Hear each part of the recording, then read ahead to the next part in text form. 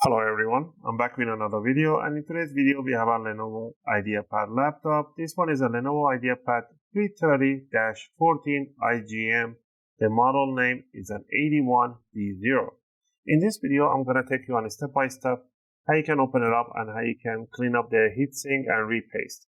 This exact model doesn't come with any fan. I want to show you guys why, because people are like, okay, why there's no fan? I'll explain in a second and I'll show you the reason. They do get really hot on the bottom and they do over throttle. You can help it out a little bit by putting a better thermal paste, and that's what we're going to do in this video. By repasting, you're not going to change anything, any configuration, anything like that. You just pretty much play and plug, or service and play. So first thing first, power off the laptop, flip it upside down. I'll go over the tools I'll be using. Tool number one will be an alcohol, 99-98% isopropylic alcohol or isopropylic alcohol. Second one is a workshop towel. Workshop towels are really recommended for doing servicing, because as soon as you put an alcohol right on top and you try to clean up the motherboard, it will rip and it will not damage the components on the motherboard. So one sheet of the workshop towel. You need a good thermal paste. I'll recommend you guys to grab the RTX MX4 or MX6. Don't go anything higher than that because there's no fan again for these two. And you need a screwdriver set. I'll use the iFixit screwdriver set, as they have one of the best bits out there. If you get the Pro set, they will include you with an opening tools and some tweezers. If not, just get the basic set. And for the opening tools, I'll be using a guitar pick, a metallic guitar pick, or suitable to opening cases and covers. I'll leave the link for all these tools that I use in the video description in case you can purchase yours. Alright, let's get it started. Down here, we see a whole bunch of screws all over the place, two in the middle, back, side, corners. We're going to start from one corner and we're going to remove the screws. All the screws are the same size and height, so don't worry about mismatching them. So we just remove all of them and keep them in one pile. Also, if you guys find this video helpful and helping you guys out, you can support the channel by clicking the like and subscribe. I'll greatly appreciate it. It helps and supports me to make more videos, take requests, and answer your questions in the comment area. I appreciate that. Once we remove all the screws, we're going to keep them in one tiny pile. We're going to remove the caddy for the DVD or plastic for the DVD drive, put it to one side.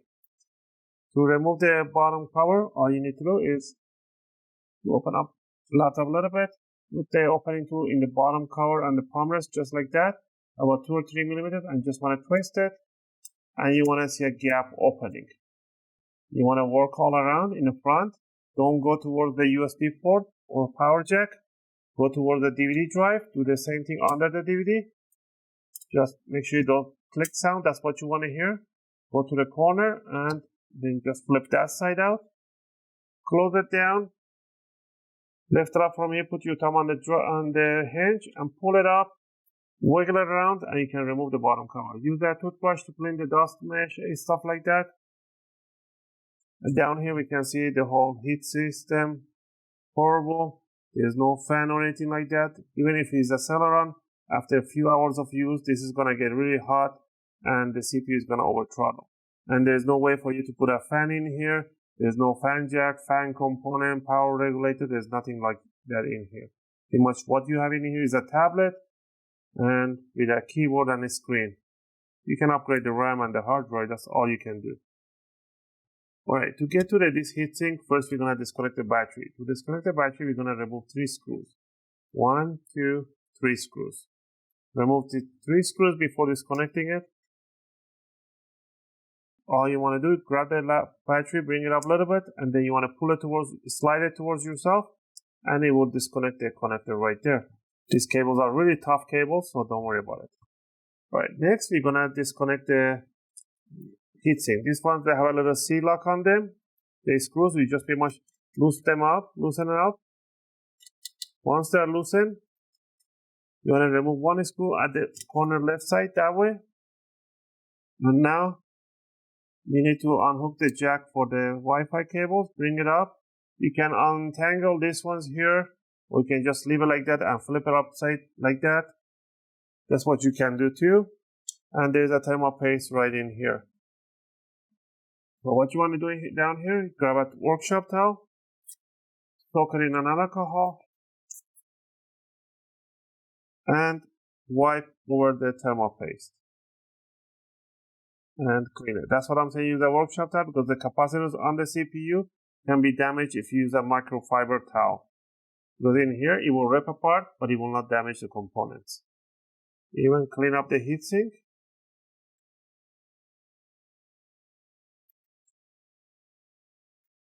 Use a dry part.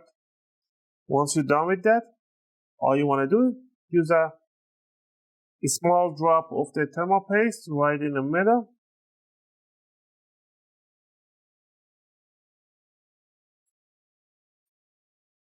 Next, what you want to do, you just want to grab the heatsink, bring it over, align it. So you want to bring it over, make sure your screw holes in this corner matches. Bring it down, set it down, and just hold it in here and just put the screws for the heatsink.